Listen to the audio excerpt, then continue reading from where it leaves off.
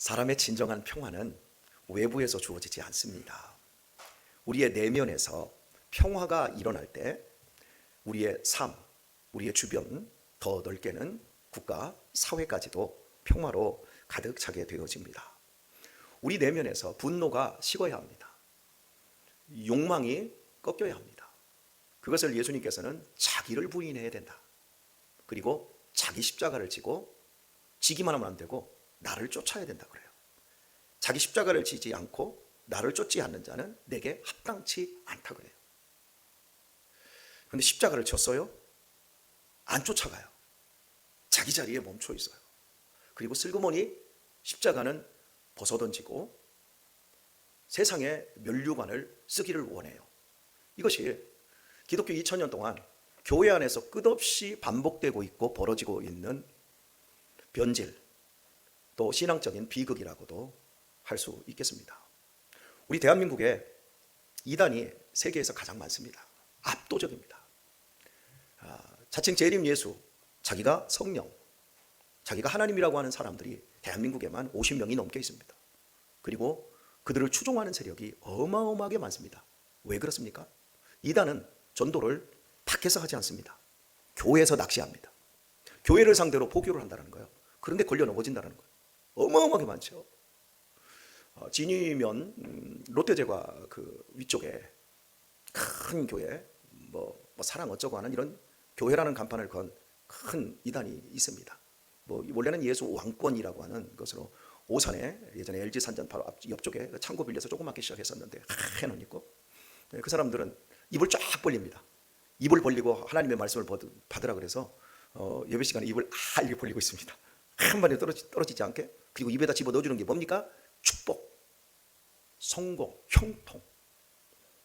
근데 그들을 뭐라고 할 게 없는 것 같아요. 제가 목사로서의 양심에 비추어 봤을 때 우리 대형교회에서 하고 있는 모습이 입만 벌리지 않았지 욕망의 문을 가득 열어놓고 받아라. 목사들이 그렇게 주는 겁니다. 예수 축복, 전당, 행복. 그걸 끝나요. 예수 믿는 거 간단해요. 믿습니다. 등록합니다. 예수님 영접했습니다. 그리고 거기에 예수님을 따라가는 삶의 윤리가 없는 거예요. 이단을 불러다 놓고 당신이 믿는 바를 한번 얘기해봐라. 이단들은 우리 전도하기 위해서 2시간이고 3시간이고 막 쏟아냅니다. 자기가 믿는 것이 무엇인지. 근데 예수 믿는 사람들한테 교회에서 한 20년 30년한테 당신 뭐 믿습니까? 그러면 예수님 믿지. 그런 걸 왜 묻습니까? 머리 득적적 긁고 말죠. 게임 자체가 안 되죠. 그러니까 믿는 바 내가 믿는 것에 대한 그것이 뭔지도 모르고 그 부분에서 어느 부분에서 확신하는지. 저는 오늘 본문의 말씀에 비추어서 찬양을 불렀던 것이 이 몸의 소망 무엔가 우리 주 예수뿐일세. 우리 주 예수밖에는 믿으리 아주 없도다. 굳건한 반석이시니 그 위에 내가 서리라. 그 위에 내가 서리라. 제가 예수님 위에 서 있다라고 하는 이 사실이 얼마나 감격스러운지요. 이 세상은 허당이에요. 이 세상은 수렁이에요. 나만 잘해서 인생을 행복하게 살 수 있는 구조가 아니라는 거죠. 예수님이 도와주셔야 되고 예수님이 펼쳐놓으신 예수님의 생명의 말씀 위에 내 인생을 올려놓을 때만 내가 건강할 수 있고 내가 속지 않을 수 있다는 거죠. 속고 있으면서 속고 있는 줄을 모르지요. 이것이 좋은 것인 줄 알았는데 나중에 보니까 결코 좋지 않다라는 사실도 뒤늦게 알죠. 조금 인생을 살다 보면 자기 꾀에 자기가 넘어가고 내 발등 내 도끼로 내가 찍고 있고 그런 삶을 나중에 보게 되어지는 거죠. 그런데 예수님이 있으면 주님이 내 발의 등이요 내 길에 빛이 되어주십니다. 할렐루야. 이것들이 이제 나이가 먹어가면서 이게 보여지기 시작하는 거예요. 읽은 말씀에서 두 가지로 읽은 말씀은 이야기를 합니다. 모든 이방인들에게도 여호와의 도를 행하며 자기의 길로 행할 수 있는, 그러나 그 안에서 일구어지는 이 복, 두 번째로 그것은 평화다. 더 이상 전쟁이 필요 없다. 누구를 미워하거나 증오할 필요가 없다. 환경이 바뀐 게 아니에요. 여호와의 도를 배움으로 말미암아 내가 바뀌는 거예요. 제가 오늘 김동래 권사님한테 아침에 딱 권면했습니다. 권사님은 환경을 바꿀 수 없습니다. 누구를 바꿀 수 없습니다. 유일하게 바꿀 수 있는 건 권사님 자신입니다. 내 환경을 바꿀 수 없어요. 그러나 내 마음은 바꿀 수 있어요. 똑같은 상황이에요. 그런데 내가 감사할 것인가, 원망할 것인가, 미워할 것인가, 증오할 것인가. 권사님이 많이 아프신데 마음의 근심은 뼈를 상하게 합니다. 그러나 마음의 기쁨은 양약입니다. 그러니까 우리 우리 자신밖에 바꿀 수 있는 게 없어요. 내 자식을 내가 바꿀 수가 없고요. 내 남편 이 조금만 도와주면 좋겠네. 안 도와준다니까요. 그죠? 우리 박명 권사님 고개를 제일 이러는데 보니까 박명 권사님이 많이 도와주시죠. 요즘 뭐 일을 하시니까 어제 그 오성면 쪽에서 이렇게 들어오다 보니까 차가 받쳐져 있는데 일을 하고 계시는 것 같더라고요. 네. 좀 도와주면 좋겠는데 사실은 내가 도와주면 되는 거예요. 우리가 은혜를 받고 보면 그게 보인다니까요. 그래서 더 안아주고 더 넉넉하게 내가 행동해주고 좀 더 기다려주고 안 돼라고 하기보다는 주님은 하시잖아요. 저는 못하더라도 주님은 하시잖아요. 주님이 하신 것이 바로 그거 아닙니까? 십자가에서 하나님의 모든 진노를 받아낸 그 사실, 이 엄청난 사실 앞에 내 자신을 내려놓는 것, 배우자 앞에 내 자신을 내려놓는 것, 자식 앞에 내 자신을 내려놓고 하나님 살려주세요. 하나님 도와주세요. 내가 주입시키고 내가 가르치기를 원하고 내가 물려주기를 원하는 이것보다 하나님이 더 소원하고 계시는 걸 내가 믿사오니 하나님 역사하여 주세요. 이렇게 오늘 이 새벽에도 우리가 기도하기 위하여 이 자리에 나와 있지 않습니까? 오늘 이렇게 좋으시는 분 한 분 없고 이렇게 꽉 들어차서 오늘 많이 오셔서 제가 너무 기쁘고요. 오늘은 8명이나 지금 들어와 있네요. 참 훌륭합니다. 우리 모든 성도님들의 마음속에 오늘 그리스도의 평화가 내면에서부터 가득 차셔서 여러분의 삶의 상태와 환경, 공간, 공간에 또 번져나갈 수 있는 은혜가 있기를 축복합니다. 그 칼을 쳤다. 그래서 보습을 만들었다. 창을 쳐서 낫을 만들었다. 다시는 전쟁을 연습하지 아니한다. 그리고 각 사람이 자기 무화과 나무의 아래, 자기 포도나무의 아래 앉아 평화롭게 살 것이다. 더 이상 두려워할 자가 없다. 이런 표현들, 그리고 이런 말씀이 어디에서 비롯되었습니까? 인간이 살아가면서 윤리를 만들어내고 철학적인 깊이 속에서 끌어낸 말이 아니라 이는 만군의 여호와의 입이 이같이 말씀하셨습니다. 하나님이 말씀하셨다. 여호와의 입이 신인 동영농적인 표현을 쓰고 있습니다. 그리고 5절을 보면 만민이 각각 자기의 신의 이름을 빙자하여 행하되 오직 우리는 우리 하나님 여호와의 이름을 빙자하여 영원히 행하리로다. 이 세상 사람들은 모두 다 종교적이에요. 나는 안 믿어 라고 하는 사람들도 결국 다 종교적인 거예요.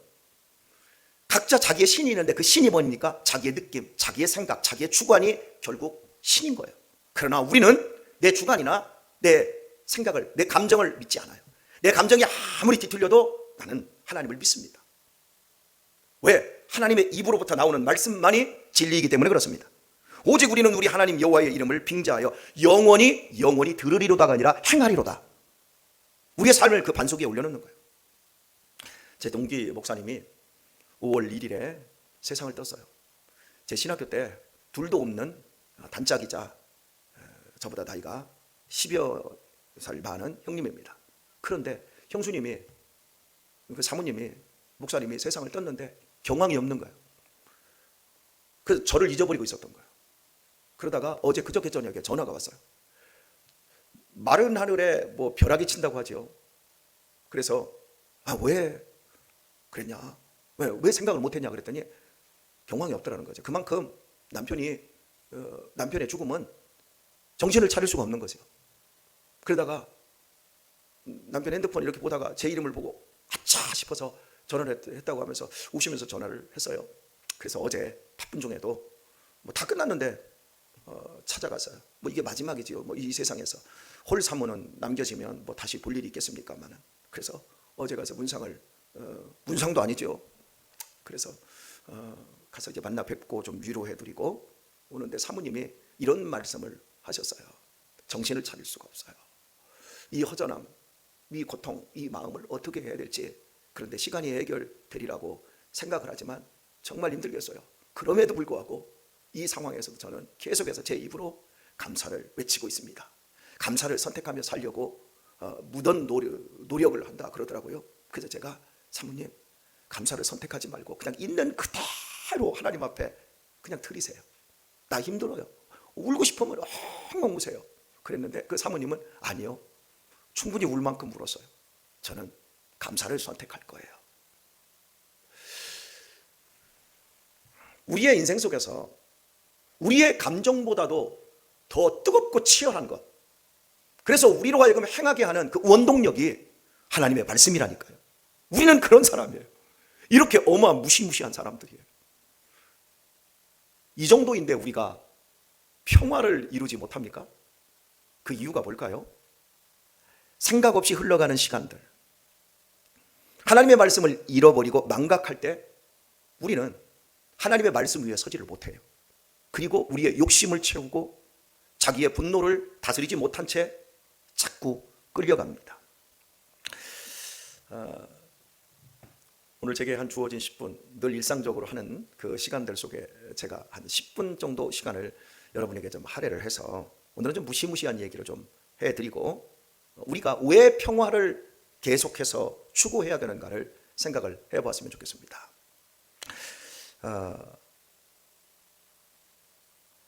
본문을 보면 3절 후반절을 보면 다시는 전쟁을 연습하지 아니하고 이렇게 말씀하잖아요. 하지만 이 말씀은 오늘 우리의 이 삶 속에서 이게 참 말도 안 되는 이야기입니다. 우리 모습애들 셋을 키워보니까 아이들이 제일 갖고 싶은 것 칼이더라고요. 아이들이 또 갖고 싶은 것 총이더라고요. 아버지 예쁜 인형 사주세요 하는 애들이 하나도 없어요. 총 사달라고 그래요. 왜요? 총을 제일 멋있게 만들었거든. 우리 아이들이 비비탄 총을 어쩌다가 총을 막 처음에 저는 안 사줬는데 외부에서 주고 쓰레기통에서 애들이 주워오는 거예요. 그 분리수거할 때 이 총 버린 게 맞아요. 사모님이 어느 날은 송기영 사모님께서 총을 7자루를 긴 걸 한 집에서 버렸나 봐요. 다 멀쩡한 걸. 그걸 우리 애들 준다고 다 가져왔어요. 우리 애들 그날 막 좋았죠. 제가 매일 빵 매줬더니 막 메고 다니면서 막 지네들이 전쟁 놀이하고 전쟁을 연습하지 않는다고요? 우리는 어려서부터 우리도 모르게 다 전쟁에 길들여져 있어요. 저도 어린 시절에 만들었던 것이 따발총, 나무 딱 매가지고 잘라가지고 못으로 2개 딱 해가지고 이거 들고 다니면서 전쟁 놀이를 얼마나 많이 했는지 몰라요. 왜? 우리 시대는 군사 정권 시대에서 컸어요. 그리고 끊임없이 실제 군대에서 훈련을 합니다. 전쟁 연습을 합니다. 모든 나라가 다 이런 훈련을 합니다.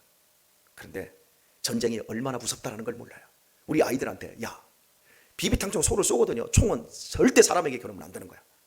실제로 군대 가서 M16을 딱 쏠 때의 제 그 느낌, 총이 이런 거였어. 수류탄을 텔레비전에서 옛날에 전우라고 하는 드라마가 영화가 있었잖아요. 배달의 기수에서 나오잖아요. 수류탄을 어떻게 깝니까? 이렇게 집어 던져요. 그리고 땅 터져요. 폭죽 터지는 줄 알았어요. 근데 실제로 제가 수류탄을 딱 뽑고 딱 던졌을 때 물속에다가 웅덩이에다 집어 던졌는데 여기서 던지면 제가 한 20m, 30m 이 밖으로 나가잖아요. 그리고 물 웅덩이에다 딱 던졌는데 이쪽에 또 참호예요. 참호 속에 들어가는데 참호가 막 흔들리는 거예요. 그리고 실제 폭탄에 옛날에 액체 폭탄을 저 파주의 그 전술 교육장에서 그 터뜨릴 때 제가 대장님을 모시고 갔었거든요. 액체 폭탄을 딱 터뜨리는데요. 이런 건물 한 채가 이만한 무슨 한 바퀴수 정도 되는 그 크기인데 흔적 없이 한꺼번에 다 사라지는 거예요. 그리고 그걸 할 때 입을 벌리고 있어야 돼요. 저기 한 100m 뒤에 입을 벌리고 있어요. 지축이 다 흔들리는 거예요. 여러분 전쟁이라고 하는 건 상상을 불허하는 겁니다. 예를 들어서 여기 1톤짜리 터지잖아요. 딱 터져서 지상 10m에서 터진다 그러면 이쪽 현대아파트 이쪽에 있는 그 모든 건물들이 그냥 다 유리창 다 날아가 버리고 그 근처에 있는 사람들이 다 죽어버리고 빵 터지면서 공기를 다 밀어내요. 그리고 순간에 진공 상태로 변해버려요. 다 죽어버려요. 쫙 밀어낸 상태에서 다시 공기가 압박이 주고 쫙 들어옵니다. 그러면 밀면서 무너뜨리고 공기 압박 들어오면서 다 무너뜨립니다. 사람이 흔적도 없어져요. 무시무시한 거예요. 총을 가져다 놓고 이 성능 실험을 일본인들이 그 731 부대에서 이제 그걸 했어요. 생체 실험할 때. 근데 그 소설적으로 쓴 건데 하나를 가져다 놓고 쏩니다. 옷을 다 벗겨놓고 1명 통과하고 2명 관통하고 3명 관통하고. 전쟁은 사람을 사람으로 보지 않게 해요. 이런 무시무시한 것. 그런데 어려서부터 자연스럽게 전쟁은 이 훈련되는 거예요. 우리는 누굴 죽이는 거 훈련되는 거예요. 막 칼 반들반들하고 막 들고 다니고 이런 거. 그리고 막 용수철 달아가지고 탁 찔리면 쏙 들어가고 아주 막 죽이게끔 연습이 되어 있어요. 우리는 우리들도 모르게 이 공중권세 잡은 세상 그리고 돈이라고 하는 것을 버는 데는 아무런 꺼리낌이 없는 사람들에 의해서 우리들도 모르게 우리 사랑하는 자녀들에게 전쟁이 굉장히 환상 속에 있는 것처럼 마치 월드컵 게임하는 것처럼 실제로 세계적인 그 전쟁이 1차 세계대전이 1914년에 있었지 않습니까? 1차 세계대전이 지금 현대의 그 문명의 비극의 출발이었다고 할 수 있어요. 1차 세계대전이 이제 사라예보에서 오스트리아 황태자가 죽어서 1914년에 죽어서 이제 전쟁이 막 선포가 되어지면서 각 연합국에 따라서 동맹 관계에 따라서 전쟁이 이어지는 거예요. 지금 우리나라가 어디와 지금 동맹을 굳건히 하고 있죠? 한미일 그리고 대만 이런 나라하고 굳게 이렇게 그 군사 관계를 맺었어요. 그리고 중국, 러시아 이렇게 지금 군사 관계를 맺었는데 미국하고 중국하고 전쟁이 딱 발발을 합니다. 선전포고합니다. 그러면 우리나라는 전쟁 않겠습니다가 아니라 우리나라도 군사 동맹을 맺었기 때문에 같이 선전포고가 되어지는 거예요. 이게 1차 세계대전과 2차 세계대전의 원리예요. 그러니까 우리가 어디와 외교관계, 군사 동맹관계를 맺었는가에 그게 굉장히 이게 중요한 관심사인 거예요. 근데 우리는 그걸 잘 몰라요. 미국과 중국이 전쟁하면 전쟁하는 거지. 뭐 센강구 열도에서 일본하고 중국이 붙으면 뭐 붙는 거겠지. 뭐 우리는 그렇게 생각하지만 만약에 그렇게 붙으면 세계대전으로 가서 우리나라도 불바다가 된다는 얘기예요. 근데 사람들은 이걸 잘 몰라요. 어쨌든 1차 세계대전 때 이런 식으로 세계대전이 발발했어요. 발발했을 때요, 야, 전쟁은 일어나면 안 돼. 분명히 성경에서 전쟁을 연습하지 말라고 그랬어. 전쟁 무기 그 자체를 다 농기구로 만들려고 했어. 이것만이 하나님의 말씀이고 영영이 우리가 거안에서 행해야 돼 라고 유럽의 기독교인들, 그 전체가 다 기독교인이잖아요. 이렇게 생각했을까요? 아니요. 서로 모든 젊은이들이 전쟁합시다 하고 다 나왔어요. 그래서 프랑스에서 기차역에서 다 징집된 젊은이들이 다 모여드는데 그 모여드는 젊은이들이 다 어떤 젊은이들이었냐면 프랑스에서도 영국에서도 최고의 대학, 프랑스의 파리 1대학, 2대학, 영국에서는 캠브리지 대학, 그 시대의 가장 큰 지성인들이 다 자원 입대했어요. 그리고 1차 세계대전 내내 그 지성인들이 다 죽었어요. 그리고 심지어 프랑스에서는 12살까지 우리 지금 유신이 그런 나중에는 남자가 없으니까 다 죽어버렸어요. 그리고 쇠퇴해버린 거예요. 그러면서 미국이라는 나라는 전쟁이 참전을 했지만 본토를 공격받지 않았거든요. 미국이라는 나라가 갑자기 세계의 초인류 국가로 부상하게 되었어요. 그냥 전쟁을 어려서부터 연습시키니까 전쟁이 무슨 월드컵 경기 나가는 줄 아는 거예요. 그래가지고 자기 애인들하고 열차역에서 영화 같은 데 보면 막 키스하고 막 끌어안으면서 나 갔다 올게 그러면서 크리스마스 전에 올게. 크리스마스 전에 오기는 어떻게 해요? 4년 3개월 동안 1919년까지 그 전쟁이 길게 이어지면서 유럽의 모든 젊은이들이 다 죽임을 당했어요. 그런데 그때 죽임을 당할 때 총알과 포탄으로 죽은 사람들보다는 실은 독가스 그리고 참호 족이라고 하는 신생병에 의해서 죽어요. 그 얘기하면서 오늘 말씀을 좀 맺도록 할게요. 이 전쟁이 기관총이 전쟁 무기가 아주 강력해지니까 기관총을 갖다 놓고 쏘잖아요. 적이 이쪽보다 10배, 100배가 많아도 기관총이 몇 적만 있으면 다 쓸어버립니다. 그러니까 참호를 파는 거예요. 그 참호 속에서 꿈쩍도 못하는 거예요. 이렇게 참호를 길게 파잖아요. 그러면 그 참호에 평소에는 괜찮아요. 비가 옵니다. 비가 가득 차지요. 밖으로 나가면 기관총에 맞아 죽으니까 못 나가니까 이게 이 참호 안에 이 구덩이 안에 고여 있는 물이 다 마를 때까지 그냥 구나 신고 거기에서 엎드려서 자고 이러는 거예요. 그러다 보니까 그 안에서 발이 어떻게 되겠습니까? 썩는 거예요. 그리고 거기에 따른 폐혈증에 의해서 죽어간 사람이 더 많아요. 그리고 거기서 이제 못 나오잖아요. 이게 교착 상태가 되어져 버리니까 거기에 독가스를 독일에서 살포를 해요. 사람들이 그냥 죽어가는데 이 독가스를 만든 사람이 이 프린츠 하이머라고 하는 이 독일인이에요. 유대계 독일인이에요. 노벨상을 탄 사람이에요. 질소와 암모니아 가지고 화학 비료를 만들어서 식량을 증산시켜서 인류의 지금 우리가 농사짓는 이 사람이 다 만든 거예요. 근데 이 사람이 전쟁 상황이 딱 돌입되자마자 가지고 있는 자기의 머리를 가지고 독가스를 만들어낸 거예요. 그래서 수백만의 젊은이들이 다 이 사람 때문에 죽어요. 그때 자기 부인이 이 독가스를 만들고 이제 동부전선에 그 소련군한테도 이걸 또 살포하려고 나가려고 하는데 부인이 막는 거예요. 당신의 과학적인 재능, 하나님이 주신 과학적인 재능을 왜 비인도적인 사람을 죽이는 일에 쓰느냐? 그러면서 딱 막는 거예요. 그러니까 이 남편이 자신의 정치적인 야망 때문에 권력욕 때문에 나가요. 남편 보는 앞에서 권총을 꺼내서 부인이 자기 머리에다가 총을 겨누고 죽어버려요. 그런데도 이놈의 인간이 독가스를 살포하러 가요. 그리고 아이러니한 건 역사는요. 아이러니한 거예요. 내가 신문대로 거두는 거예요. 프랑스에 많은 그 형무소, 유대인들을 가뒀던 아우슈비츠 같은 이런 수용소에서 뭘로 죽이죠? 바로 유대인 자기가 만들어낸 독가스로 자기의 형제들을 다 죽여버리는 거예요. 전쟁은 일어나서는 안 되는 거예요. 제가 우리 아들들한테 늘 하는 얘기, 미국하고 중국하고 싸우면 누가 이겨요? 우리나라하고 일본하고 싸우면 누가 이겨요? 그러면 저는 항상 하는 말, 다 죽어. 전쟁은 일어나면 안 돼. 너는 이긴다고만 생각하지? 다 죽는 거야. 어느 정도로 죽는 줄 알아? 끝나는 거야. 3대 4대가 짓밟히고 끝나는 거야. 이 얘기를 해요. 이거 시간이 다 돼서 어쨌든 간 쥐 얘기를 여러분에게 좀 해줘야 되는데, 참호 속에서 쥐, 오늘은 한 2분만 더 합시다. 기도를 더 짧게 하시고, 참호 안에 사람들이 죽어가니까 피냄새, 시체 냄새를 맡고 쥐들이 모여드는 거예요. 참호가 그냥 이게 조그만 구덩이가 아니라 수십 킬로 걸쳐서 이게 연결이 되어 있다니까. 쥐들이 어마어마하게 들끓지요. 그런데 이 쥐들이 사람을 먹는 거예요. 사람의 피맛을 보잖아요. 쥐가 제일 먼저 먹는 게 뭡니까? 쥐가 참호 속에서 나온 쥐들, 이렇게 사진들이 있어요. 쥐가 이만해. 일반 우리가 생각하는 우리 어린 시절에 집에서 있는 쇳쥐들이 전장에서 달리기 하던 이런 쥐가 아니라 이만해. 고기를 먹고 크니까.